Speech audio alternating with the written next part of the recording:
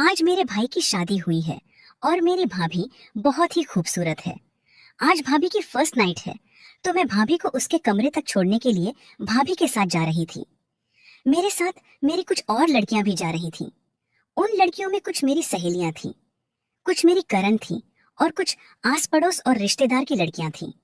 सुहागरात तो भाभी की थी, पर हम सब लड़कियों के चेहरे पर बहुत ज्यादा मुस्कुराहट थी। भाभी को सजे सजाए बेड पर बिठा दिया।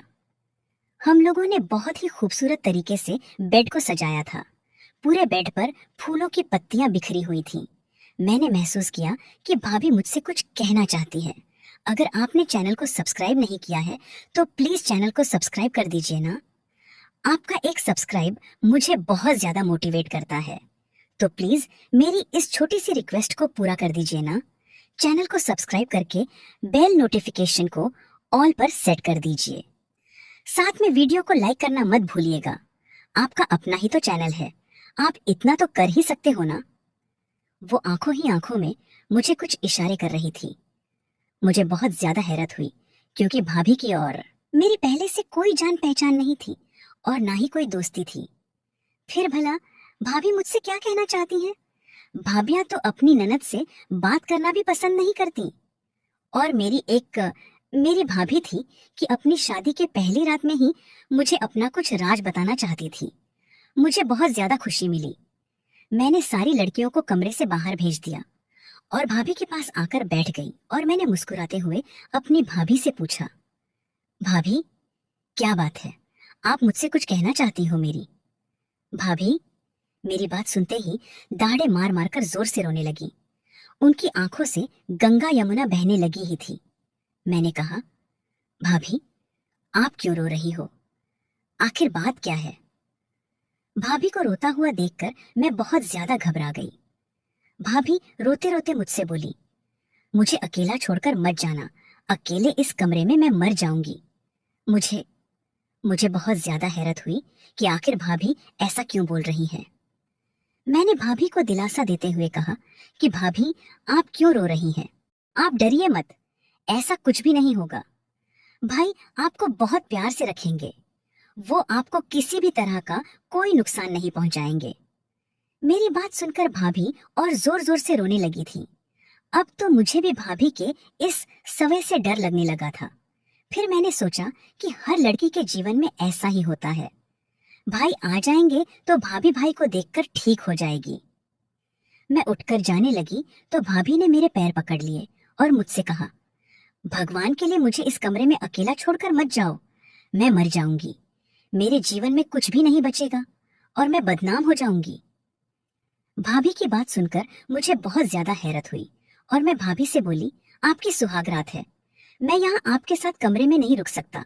और भाभी आपको क्या हुआ है? आप डर क्यों रही हैं? वो आपके पति है और मेरा भाई इंसान है। वो कोई जंगली जानवर नहीं है जो आपके साथ बुरा व्यवहार करेगा। वो बहुत प्यार करने वाला व्यक्ति है। तभी मुझे अपने भाई के कमरे में किसी और की उपस्थिति का एहसास हुआ। मैंने नजर घुमाकर देखा तो मेरे पापा खड़े थे। पापा बहुत ही नफरत से मेरी भाभी को देख रहे थे। भाभी पापा से नजर चुराने लगी।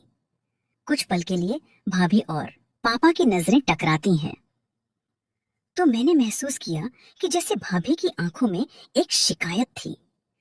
ऐसा लग रहा था जैसे पापा और भाभी पहले से ही एक दूसरे को जानते हैं और वो आंखों ही आंखों में पापा से कुछ शिकवा कर रही थी। लेकिन पापा की आंखों में नफरत थी। पापा की आंखों में खून उतर आया था।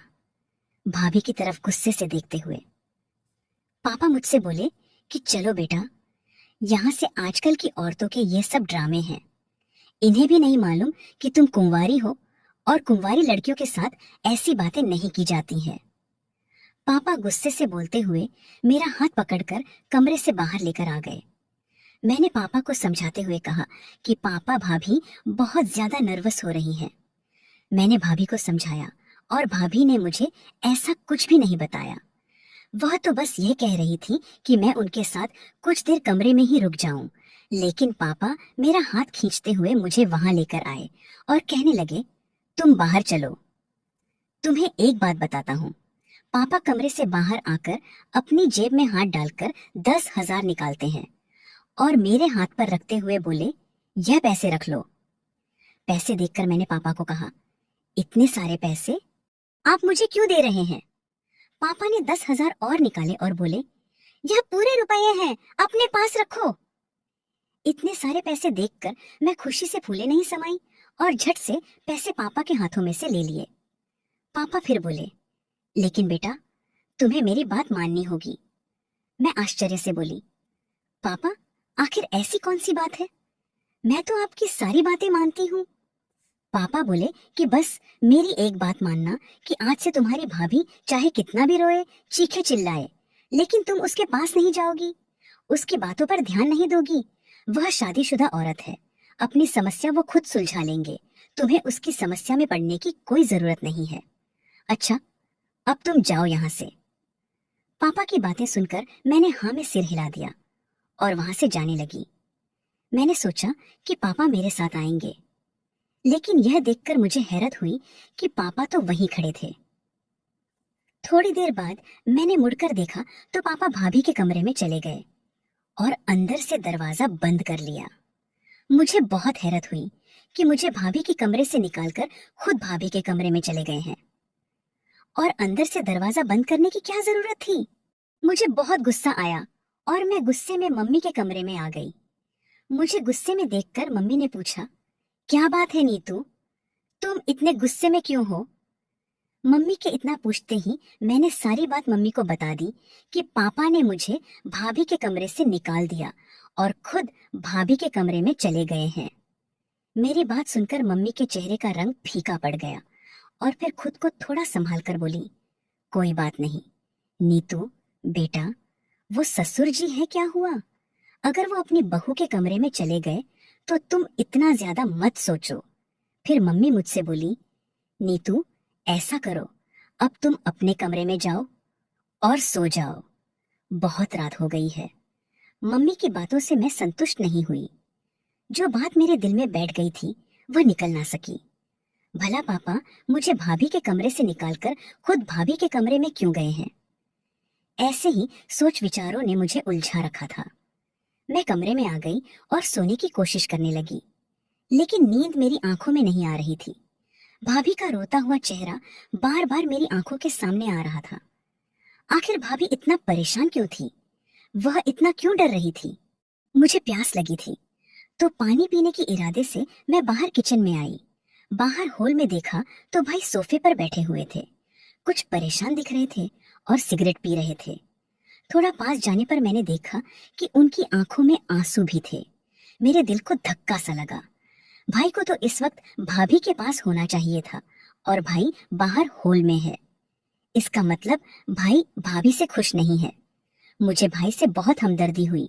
मैं भाई के पास गई और भाई से पूछा, भाई, आप इस वक्त बाहर क्या कर रहे हैं? आपको तो भाभी के पास होना चाहिए था। मेरी बात सुनकर भाई ने मुझे गुस्से से देखा और बोले, तुम भी आई हो, पापा के चमची बनकर जाओ, यहाँ से मुझे मेरे हाल पर छोड़ दो। लेकिन भाई, आप ऐसा क्यों कर रहे हैं? मुझे पापा ने नहीं भेजा है, मैंने तो आपको परेशान देखा है, इसीलिए चली आई। भाई गुस्से से बोले, चली जाओ। यहाँ से मेरी आंखों में आंसू आ गए। मैं वहां से पलटने ही वाली थी कि तभी भाई बोले, अच्छा सुनो, किचन से माचिस ला दो। मुझे लगा शायद भाई को सिगरेट जलानी होगी, इसीलिए माचिस मांग रहे हैं। मैं किचन से माचिस लाकर भाई को दे दी। लेकिन यह क्या? भाई की हरकत देखकर मैं दंग रह गई। भाई तो पापा के दिए हुए उपहार को जलाने लगे। पापा ने भाई को एक बहुत ही प्यारी सी शेरवानी गिफ्ट की थी मैं पहनने के लिए, और भाई वही शेरवानी जला रहे थे। मैं एकदम हक्का बक्का सी रह गई थी। जल्दी से आगे बढ़ी और आग को बुझाने की कोशिश करने लगी। आग बुझाते बुझाते मैं बोली, भाई आप यह क्या कर रहे हैं? पापा ने इतने प्यार से आपको गिफ्ट किया है और आप इसे क्यों जला रहे हैं? तभी भाई अचानक गुस्से से मुझसे बोला, नीतू, चली जाओ यहाँ से। मुझसे कोई भी सवाल जवाब करने की जरूरत नहीं है, अभी के अभी मेरी आंखों के सामने से चली जाओ। भाई का गुस्सा देखकर मैं थर थर कांपने लगी और रोते हुए अपने कमरे में आ गई। पूरी रात मुझे नींद नहीं आई। कहीं 6 बजे जाकर मेरी आंख लगी, लेकिन सुबह 7 बजे मेरी आंख फिर से खुल गई थी। बाहर आई तो देखा पापा बहुत ही सादगी से सोफे पर बैठे हुए थे। मुझे देखते ही बोले, मैं तो अपनी बहू के लिए नाश्ता बनाने जा रहा हूँ। असली बेटियां तो बहुएं होती हैं, बेटियां तो पराया धन होती हैं। पापा के पीछे मैं किचन में आई तो देखा पापा सचमुच भाभी के लिए नाश्ता बना रहे थे। मुझे देखकर हैरत हुई, और पापा को भाभी की इतनी फिक्र क्यों है? मैं पापा से बोली, पापा आप भाभी के लिए नाश्ता क्यों बना रहे हो, और आपको भाभी की इतनी फिक्र क्यों हो रही है? मेरी बात सुनकर पापा बोले, वो मेरे बेटे की बीवी है, अगर मुझे उसकी फिक्र नहीं होगी तो किसकी होगी? तुम्हारी माँ तो वैसे ही जहर उगलती रहती है, क्या भरोसा नई बहू को नाश्ता बनाकर दे या नहीं। इतने में मम्मी भी आ गईं। वो कुछ परेशान सी लग रही थी। मुझे हैरान परेशान देखकर और पापा को नाश्ता बनाता देखकर मुझे समझाते हुए और बात को टालते हुए बोली, मेरी माँ मुझे कहने लगी, नीतू बेटा तुम ऐसा करो, बाहर जाकर इंतजार करो, मैं तुम्हारे लिए नाश्ता बनाकर लाती हूँ। मेरे घर में सब कुछ अजीब सा हो रहा था, मुझे कुछ भी समझ में नहीं आ रहा था। मैं बाहर आकर हॉल में सोफे पर बैठ गई। तभी मैंने कमरे से भाई और भाभी को निकलते हुए देखा। भाभी ने सफेद रंग की साड़ी पहन रखी थी और मेरे भाई का चेहरा उतरा हुआ था। भाभी को देखकर मुझे धक्का लगा कि भाभी में नई नवेली दुल्हन वाली कोई बात ही नहीं थी। भैया और भाभी जाकर नाश्ते की टेबल पर बैठ गए। मैं कमरे में जाने की बजाय नाश्ते की टेबल पर आकर भाभी के पास बैठ गई, जैसे पापा ने मुझे भाभी के पास बैठा हुआ देखा। पापा गुस्से से मेरे से बोले, नीतू मैं तुम्हें रात को समझाया था ना कि तुम इन सब मामलों से दूर रहना। मैंने तुझे अच्छे से समझाया था कि अपनी भाभी से तो दूर रहना, उसके आसपास भड़काने की कोई जरूरत नहीं है तुम्हें। लेकिन तुम्हें मेरी बात समझ में नहीं आती। शरीफ लड़कियां ऐसी नहीं होती कि उनके माता पिता जो बात कहे उनको ना माने पापा की बात सुनकर। भाई गुस्से से पापा की तरफ देखते हैं और पापा से कहते हैं, पापा हम लोग इतने भी शरीफ नहीं हैं। पापा ने भाई की बात तो सुन ली, लेकिन उसे अनसुना कर दिया। तभी थोड़ी देर बाद दरवाजे पर किसी ने दस्तक दी। जैसे ही दरवाजे पर बेलडोर बजी, भाभी के चेहरे पर हवाइयां उड़ने लगी। भाभी का चेहरा एकदम सफेद पड़ गया। दरवाजा खुलने के लिए भाई और पापा गए, पीछे पीछे भाभी भी उनके पीछे पीछे चली गई। जैसे ही मैं उठकर जाने लगी, मेरी मम्मी ने मेरा हाथ पकड़ लिया और मुझसे कहा, नीतू तुम्हें समझ में नहीं आता, अभी तुम्हारे पापा ने तुमसे क्या कहा था? तुम जबरदस्ती क्यों बड़ों के बीच में पड़ती हो? चुपचाप यहीं पर बैठ जाओ और नाश्ता करके अपने कमरे में चले जाओ। अभी भैया, पापा और भाभी को बाहर गई हुई 10 मिनट हो गए थे, लेकिन अभी तक वह लोग वापस नहीं आए थे। पता नहीं इतनी देर किससे और क्या बात और हो रही थी। बार बार मेरा दिल यही सोच रहा था कि बाहर जो इंसान आया है वह कौन है। तभी अचानक भाभी की मुझे चीखें सुनाई देती है। जैसे उठकर मैं बाहर भाभी की तरफ जाने लगती हूँ। मम्मी मेरा हाथ पकड़ लेती है और मुझे धमकाते हुए कहती है, नीतू तुम्हें समझ में नहीं आता कि तुम इन सब मामलों से दूर रहो। मैंने मम्मी को कहा, मम्मी बाहर चलकर देखना तो चाहिए कि बाहर क्या हो रहा है, अभी इतनी जोर से क्यों रो रही है, आखिर यह सब माजरा क्या है? मम्मी ने मेरी किसी भी बात का कोई भी जवाब नहीं दिया और कहा, कोई जरूरत नहीं है बाहर जाने की, तुम्हारे पापा हैं, सब संभाल लेंगे। मुझे अपने घर को बचाना है, उसे तोड़ना नहीं है। बेटा मुझे माफ कर दो, मैं मजबूर हूँ, मैं तुम्हें कुछ भी नहीं बता सकती। आखिर मम्मी कौन सी बात मुझसे छुपा रही थी, यही सोच सोचकर मेरा दिमाग फटा जा रहा था। भाई और पापा ने बाहर से दरवाजा बंद कर दिया था। मैं दरवाजे को जोर जोर से पीट रही थी, लेकिन कोई दरवाजा नहीं खोल रहा था। भाभी की चीख और जोर से आने लगी। वह बार बार जोर जोर से चीख रही थी। करीबन 2-3 घंटे बाद पापा ने दरवाजा खोला और तीनों बाहर आ गए। भाभी की हालत बद से बदतर हो रखी थी। थोड़ी देर बाद पापा और भैया दोनों किसी काम से बाहर चले गए। मैं दबे पांव भाभी के कमरे में जैसे ही जाने लगे, तभी ना जाने कहां से पापा दोबारा आ गए और मुझे बहुत खरी खोटी सुनाई।